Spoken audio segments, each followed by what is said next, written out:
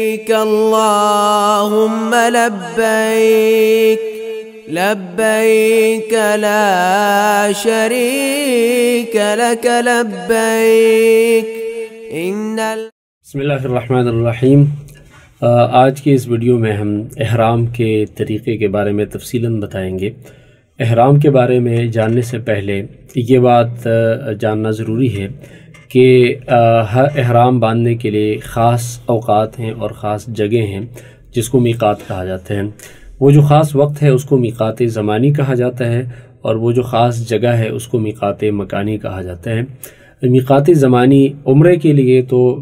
جو احرام باندھنے کا وقت ہے وہ پورا سال ہے۔ پورے سال میں آپ کسی بھی وقت عمرے کے لیے احرام باندھ سکتے ہیں، سوائے جو حج کے ایام ہیں 8 ذی الحجہ، 9 ذی الحجہ، 10، 11 اور 12۔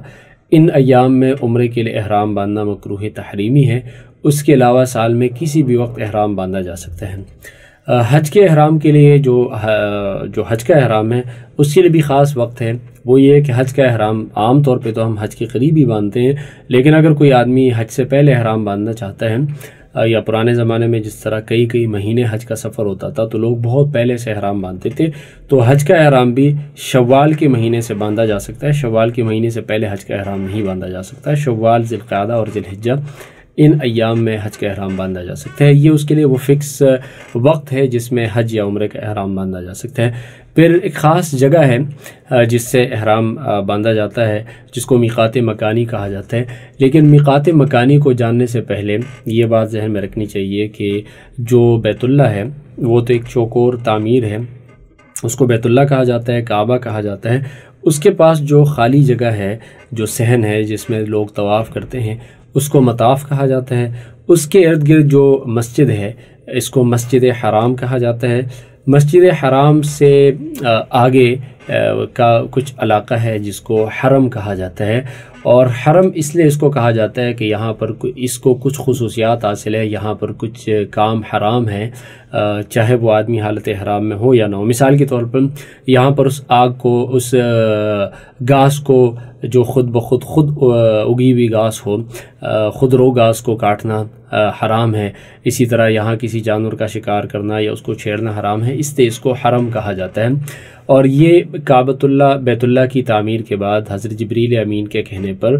خود حضرت ابراہیم علیہ السلام نے اس کی نشاندہی کی تھی، جو کہ کعبہ کے چاروں اطراف میں کچھ خاص نشانات ہیں، اور بیت اللہ سے ان سب کا فاصلہ ایک نہیں ہے بلکہ وہ مختلف اطراف میں ہیں۔ اور فتح مکہ کے دن حضور اکرم صلی اللہ علیہ وسلم نے ایک صحابی حضرت تمیم ابن اسد رضی اللہ عنہ کو حدود حرم کی علامات کی تجدید کا حکم فرمایا تھا، اور انہوں نے اس کی تجدید فرمائی۔ اس کے بعد مسلمان خلفاء بار بار اس کی تجدید فرماتے گئے، اور وہ حرم کی حدود واضح ہیں۔ یہ جو حد بندی ہے یہ توقیفی ہے۔ توقیفی کا مطلب یہ ہے یعنی اللہ تعالیٰ کی طرف سے ہے۔ مختلف جو جگہوں کی طرف، مختلف اطراف کی جانب اس کا فاصلہ مختلف ہے۔ مدینہ منورہ کی جانب تنعیم ایک جگہ ہے جہاں پر مسجد عائشہ کے نام سے ایک مسجد ہے، یہ تقریباً 3 میل کا فاصلہ بنتا ہے بیت اللہ سے۔ یمن کی جانب سے جو جگہ ہے وہ تقریباً 7 میل کا فاصلہ بنتا ہے۔ جدہ کی جانب سے جو حرم کی آخری حد ہے حدیبیہ کے مقام پہ تقریباً 10 میل کا فاصلہ بنتا ہے۔ جیرانہ کی جانب سے تقریباً یہ 9 میل کا فاصلہ بنتا ہے۔ طائف کے نام سے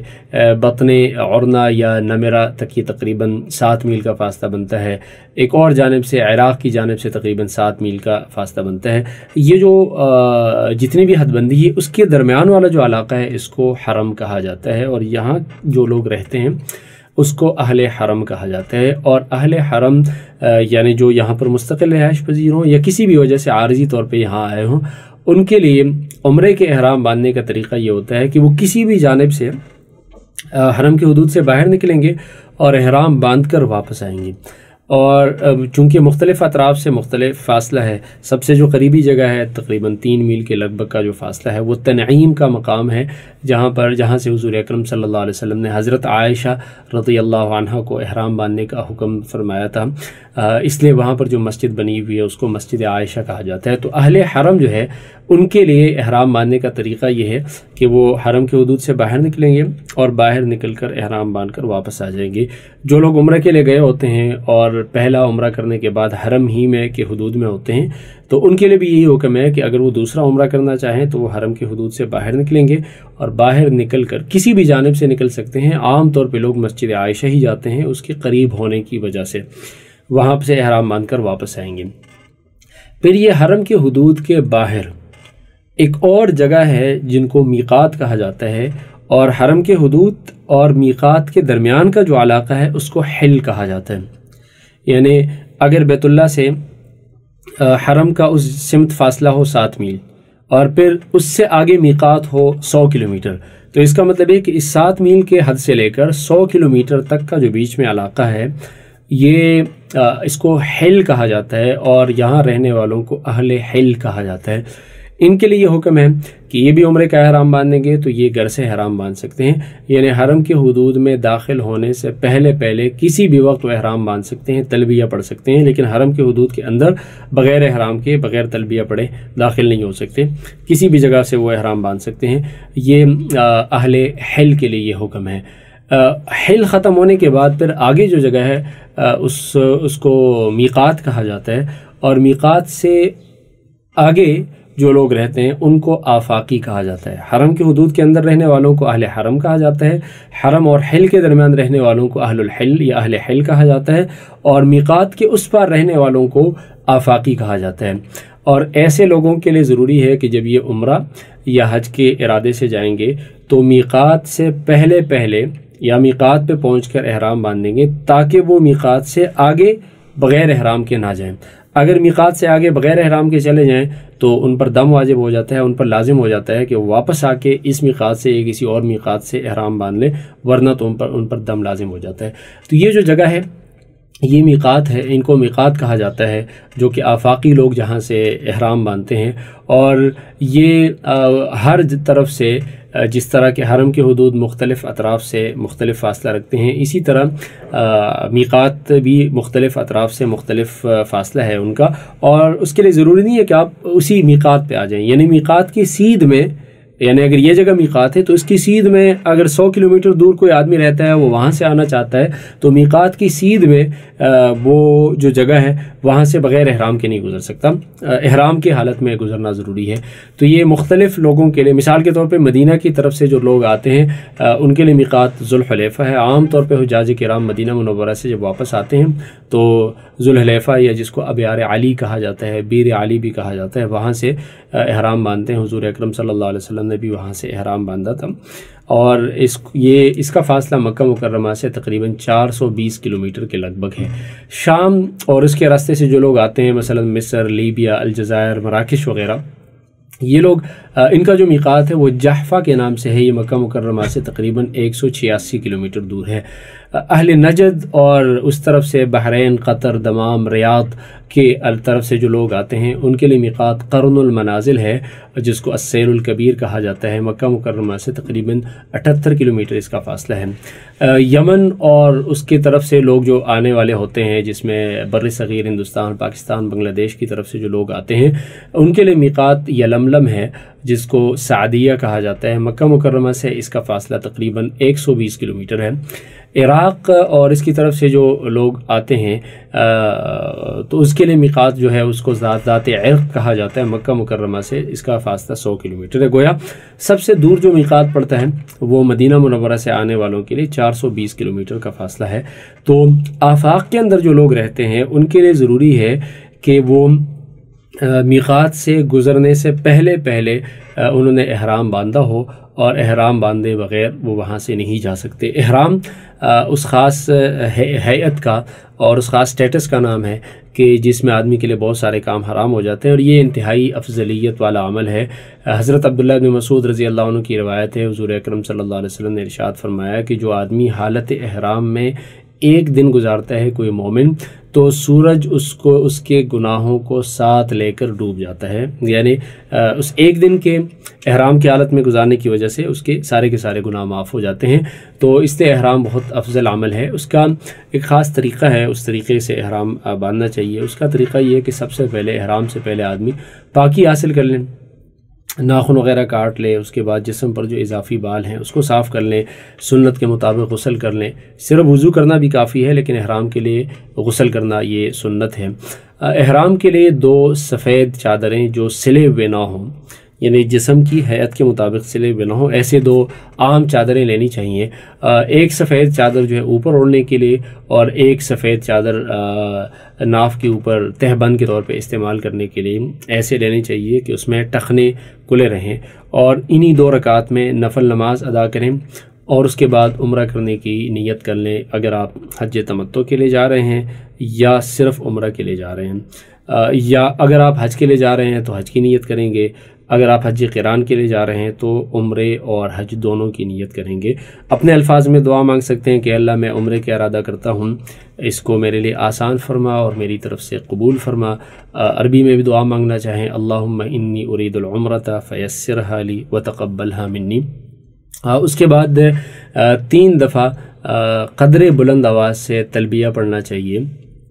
لبیک اللہم لبیک لبیک لا شریک لک لبیک ان الحمد والنعمت لک والملک لا شریک لک، کہ اللہ میں حاضر ہوں۔ ہم اللہ کے بارگاہ میں بار بار اپنی حاضری کا بتلاتے ہیں، اور وہ اللہ تعالیٰ کی طرف سے حضرت ابراہیم علیہ السلام نے جو بیت اللہ کی زیارت کرنے اور حج کے لیے آنے کی دعوت گویا تمام انسانوں کو دی تھی، ہم اپنی طرف سے گویا اللہ تعالیٰ کو یہ بتا رہے ہوتے ہیں کہ اللہ آپ کی پکار پر ہم حاضر ہیں۔ احرام کے بعد یعنی جو ہم نماز وغیرہ پڑھنے کے بعد تلبیہ جب پڑھ لیتے ہیں تو تلبیہ پڑھنے کے ساتھ ہی احرام کی ساری پابندیاں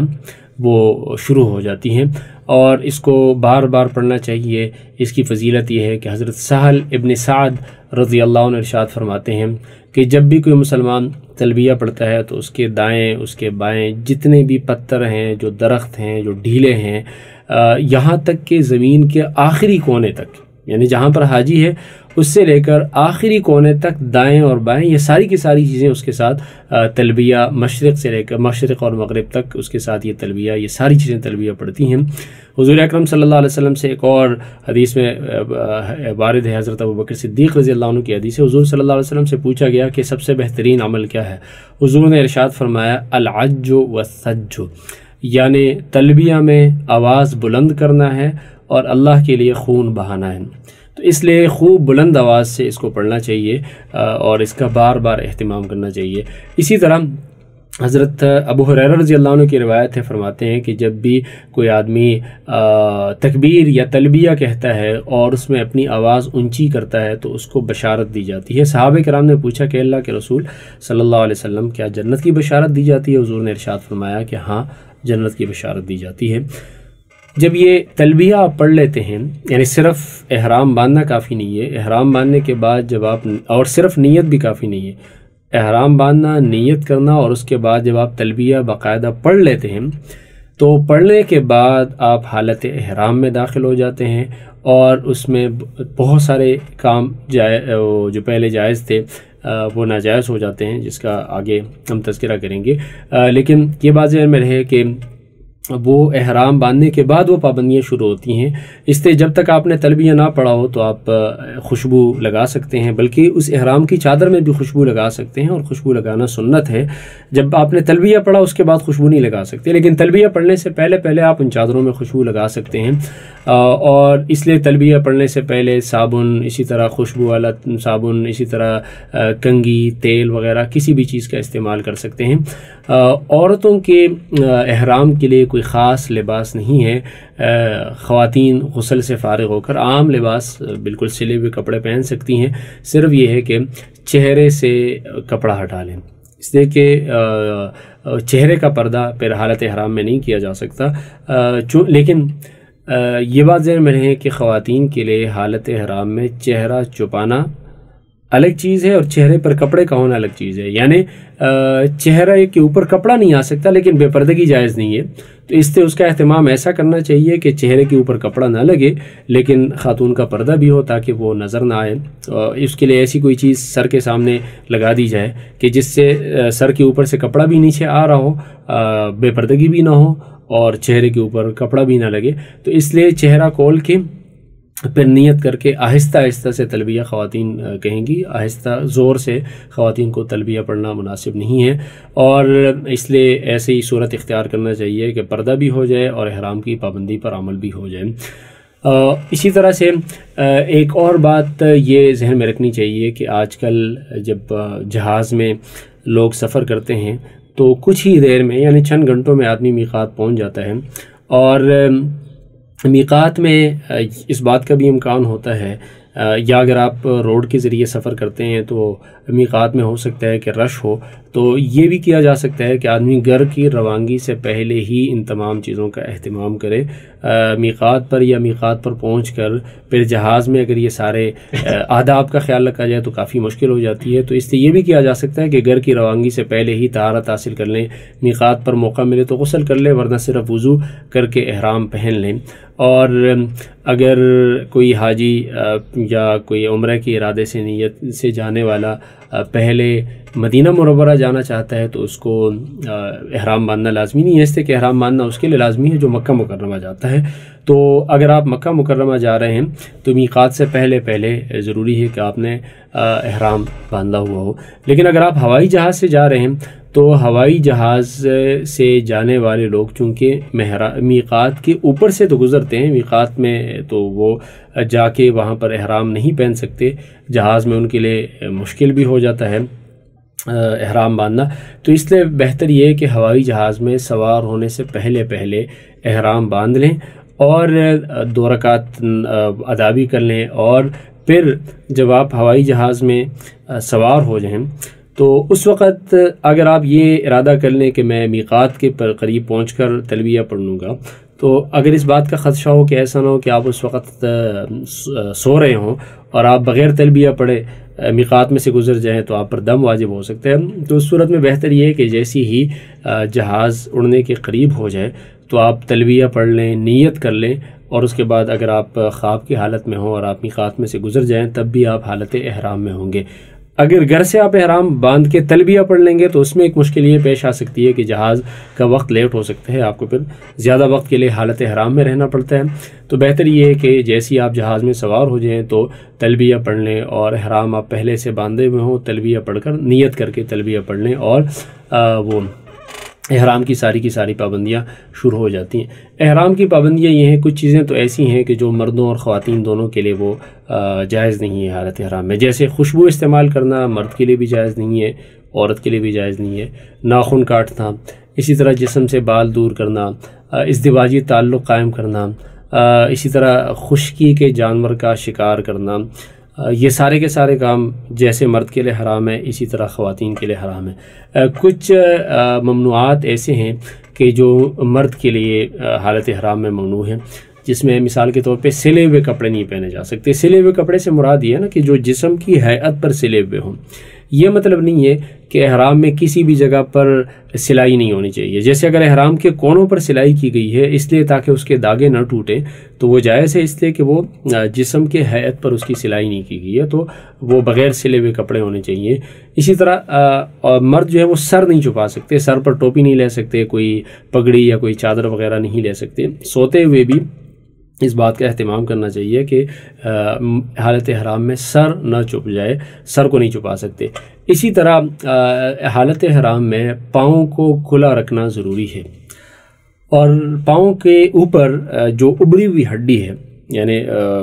پاؤں کی انگلیوں سے اوپر جو ابری ہوئی ہڈی ہے اس کو خالی رکھنا ضروری ہے۔ اس کو پاؤں کے اوپر جو ابری ہوئی ہڈی ہے اس کو نہیں چھپا سکتے۔ وہ ضروری ہے کہ جوتا آپ کا ایسا ہو کہ یا تو اس میں وہ ہڈی بالکل نظر آ رہی ہو، اور یا اس جوتے کو اس طرح سے کاٹ لیا جائے کہ اس کے اندر وہ ہڈی چھپ جائے، تو وہ جو ہڈی ہے اس کا نظر آنا ضروری ہے۔ جو پیچھے ٹخنے ہیں یا جو ایڑی ہے اس کا بھی نظر آنا چاہیے، لیکن اگر وہ کوئی جوتے ایسے ہیں کہ جس میں ٹخنوں کے اوپر سے جو والی جو جگہ ہے وہ چھپی ہوئی ہے تو اس سے دم واجب نہیں ہوتا، لیکن بہتر یہ ہے کہ ایسے جوتے پہنے جائیں کہ جس میں پیچھے ٹخنے اور اسی طرح ایڑی اور پاؤں کی ابری ہوئی ہڈی یہ ساری کی ساری چیزیں نظر آ رہی ہوں۔ لیکن اگر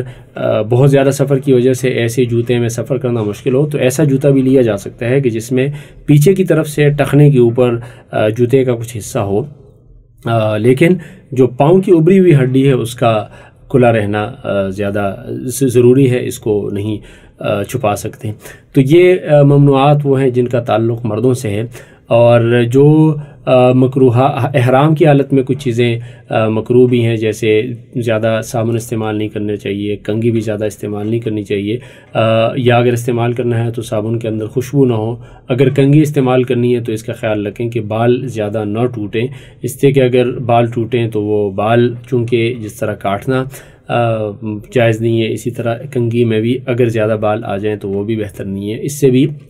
بچنا چاہیے۔ اس سے کہ حالت احرام میں گویا آدمی ایسی حالت میں ہوتا ہے کہ بالکل اس کے بال پراگندہ ہوتے ہیں اور وہ ایک قابل رحم حالت میں ہوتا ہے، اس کا جسم بھی اس طرح سے صاف اور مزین نہیں ہوتا جس طرح عام حالات میں ہوتا ہے، گویا وہ اپنی اس حالت سے اللہ تعالیٰ کی رحمت کو اپنی طرف متوجہ کرنا چاہتا ہے۔ تو اس کے علاوہ ویسے غسل کرنا بغیر خوشبودار صابن کے وہ بھی جائز ہیں، احرام کو دھونا بھی جائز ہے، احرام کو بدلنا بھی جائز ہے۔ کچھ لوگوں کا خیال یہ ہوتا ہے کہ جو چادریں آپ نے پہلے پہن لی ہیں تو وہ اب حج کے آخر تک انہی چادروں کا رہنا ضروری ہے، جس کی وجہ سے وہ چادریں میلی بھی ہوتی ہیں، باقی لوگوں کو بھی تکلیف ہوتی ہیں۔ اس چیز کا خیال رکھنا چاہیے کہ وہ چادر جو ہے وہ آپ اس کو بدل لیں یا اس کو دھو لیں اگر وہ چادریں میلی ہو چکی ہیں۔ اس کے علاوہ اسی طرح انگوٹھی کا، گھڑی کا، چشمے کا، بیلٹ کا، چھتری وغیرہ کا استعمال کرنا جائز ہے، اور احرام کے اوپر کوئی اور کمبل وغیرہ اوڑھ کے بھی سونا بھی جائز ہے، لیکن یہ ضروری ہے کہ مرد جو ہے سوتے ہوئے اپنے چہرے کو اور سر کو کھلا رکھیں گے، اور خواتین سونے کی حالت میں اپنے چہرے کو کھلا رکھیں گی۔ تو گویا مرد کے لیے جو پابندیاں ہیں وہ یہ ہیں کہ سلا ہوا کپڑا نہیں پہن سکتے، سر اور چہرہ خالی ہونا ضروری ہے، اور پاؤں کے اندر وہ ابری ہوئی ہڈی ہے اس کا بھی خالی رہنا ضروری ہے۔ تو مختصر طور پہ یہ ذہن میں رہے کہ جب بھی آدمی کسی بھی عبادت کے لیے، چاہے وہ عمرے کے لیے جاتا ہے یا حج کے لیے جاتا ہے، تو ان خاص ایام میں آفاقی آدمی کے لیے، مثال کے طور پہ جیسے ہم بر صغیر میں رہنے والے مسلمان جب جاتے ہیں تو میقات والی جو جگہ ہے اس سے پہلے ضروری ہے کہ انہوں نے احرام باندھا ہوا ہو، اور حالت احرام میں داخل ہونے کے لیے انہوں نے تلبیہ بھی پڑھ لیا ہو، نیت بھی کر لی ہو، 2 سفید چادریں بھی لے لی ہوں، اور اس کے بعد وہ سارے کام ناجائز ہو جاتے ہیں۔ اسی لیے اس کو احرام کہا جاتا ہے۔ جس طرح نماز میں داخل ہونے کے لیے ہم تکبیر تحریمہ پڑھتے ہیں، تکبیر تحریمہ کا مطلب یہ بہت ساری وہ چیزیں جو عام حالات میں جائز تھیں تکبیر تحریمہ پڑھنے کے بعد ناجائز ہو جاتی ہیں، بات کرنا ناجائز ہو جاتا ہے، سلام کا جواب نہیں دیا جا سکتا، آگے پیچھے دیکھنا، ہاتھوں کو بہت زیادہ حرکت دینا درست نہیں ہے۔ اسی طرح احرام کی حالت میں داخل ہونے کے بعد بہت سارے کام ناجائز ہو جاتے ہیں، اس لیے اس کو احرام کہتے ہیں۔ تو یہ احرام کے بعد پھر آپ عمرہ یا طواف یا حج بیت اللہ کے باقی ارکان ادا کرتے ہیں۔ تو یہ جو ابتدائی عمل ہے اس کو احرام کہا جاتا ہے، اور اس کا یہ تفصیلی طریقہ تھا۔